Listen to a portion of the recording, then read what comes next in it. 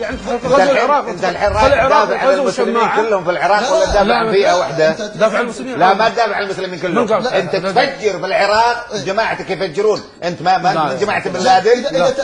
ما مجاهدين. ما جماعه بن لادن اللي يفجرون في العراق اللي يقتلون العراقيين الاخرين. اكثر من قتل العراقيين هم عراقيين وجماعتك هذول الارهابيين.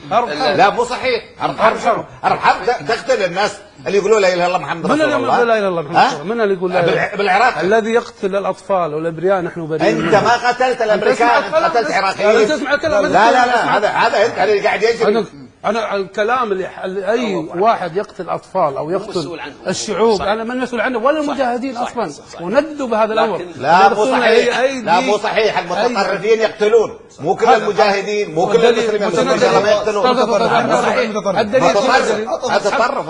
لا بقول لك دليل، ما عنده دليل، عنده دليل إعلام. عارفه أنا ما عنده دليل.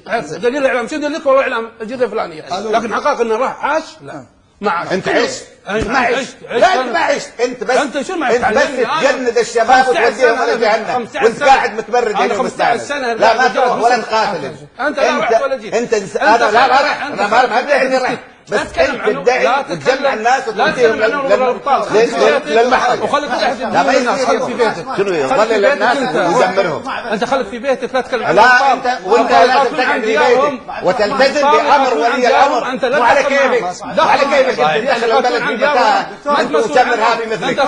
لا قاعد انت على الابطال لا تتكلم لا مو ابطال، هذول مجرد ارهابيين. انت جبان وتعيس وخواف وكل اللي يسويه الامريكا. الامريكي يسواك وخلاك تقعد هناك وتتحدث يا الخواف يا الرهديد يا لو فيك شجاعه ما تقاتل اللي قاتلوا بلدك، ما تقاتل اللي بلدك، قاتل بلدك.